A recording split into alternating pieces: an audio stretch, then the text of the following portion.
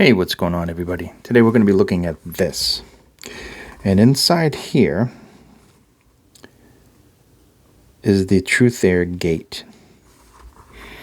And I'm going to open this up. And I think, at least, I have the tips, small bore, and I think on it is the wider bore. So it comes with a wider bore tip, and it comes with the smaller bore tip. And fortunately I have both the medium sizes. I'll get into the reason why there's no box here in just a minute. Looking at the unit, really nice, transparent. You can see all the way down to the dynamic driver. And I know some people are going to think it looks cheap looking, but I like this transparency. I like the other unit says Gate on it, and then you have the Truthear symbol on that. This cable, it's decent, tangle-wise. You know, every cable gets tangled, especially when you roll it up. This is a decent cable. It is the Ola cable from the Hola, so very interesting. Show you up here. This is the artwork on the box. And these come in black and white, as you can see right there. The white would have been really good. I really wish I had gotten the white. It looks really sharp. Gonna go into the accessories. Right there, you can see all the different tips. You get a lot of size tips. You get a pouch, and you get the unit with this nice cable that we're used to already. Excellent. Especially considering the price of this.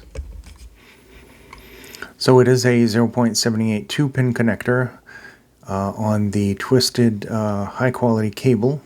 It's a oxygen-free cable, multi-core. It says on here that it uses a 10 millimeter. See if I can grab the unit over here. So it uses a 10 millimeter LCP diaphragm material, making it more rigid than the standard LCP diaphragms, improving the high frequency sensitivity with the ultra thin PU, further enhances the base texture and safe diaphragm operation. It uses a CAW ultra thin coil. As its voice coil, it says, ensures a lightweight and reliable suspension system. And it is $18.99. I think the cable and the pouch alone is actually worth that. So I'm going to just get off this page now. And these other pages. Here's a look at the measurements.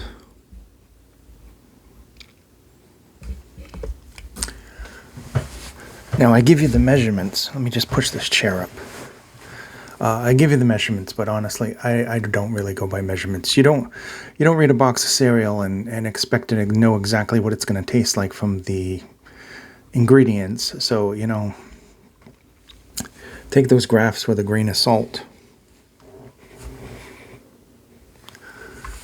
Let me get into my notes.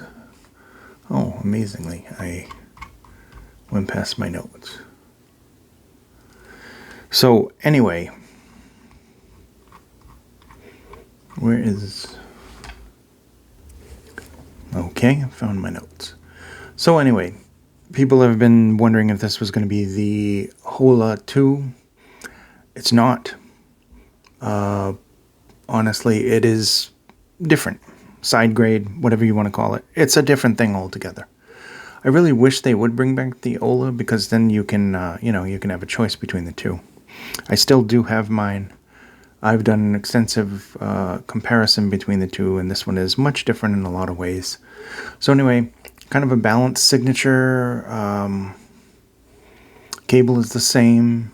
It's extremely lightweight construction, more of a smooth kind of shiny finish, whereas the other one was more of a matte finish, because this one is injection molded and the other one was 3D printed.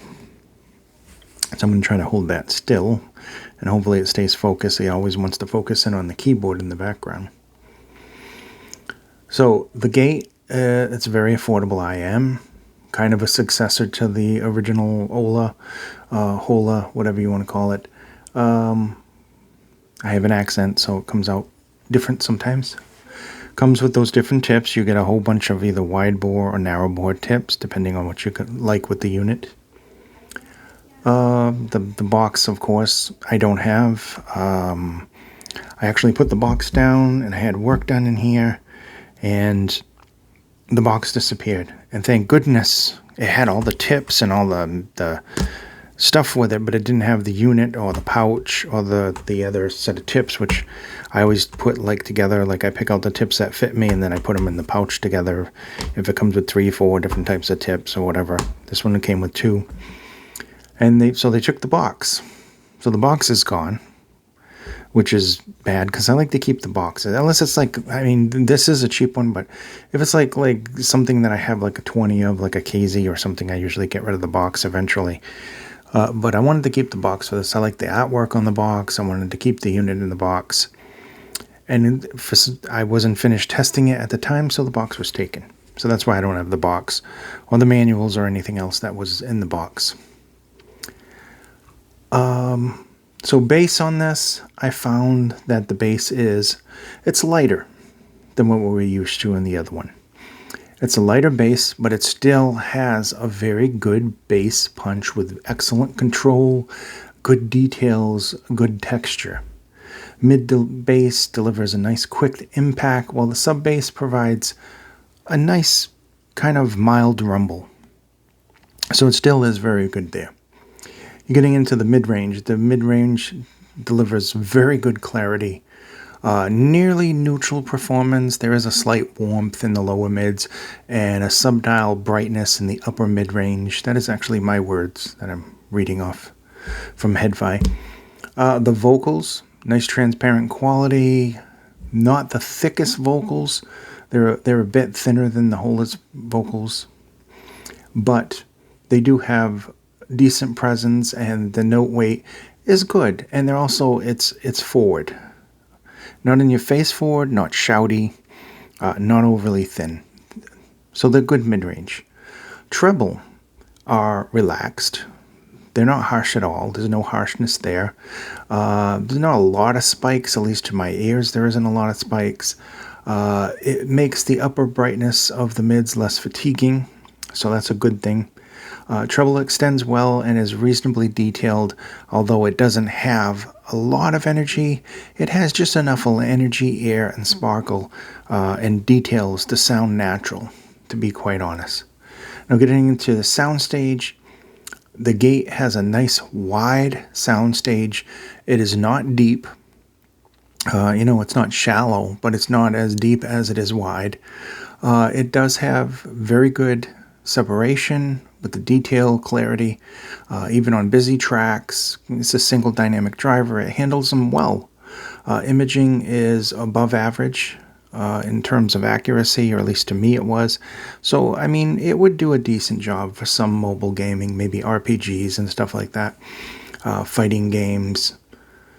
Here's some of the specs. 10mm dynamic driver.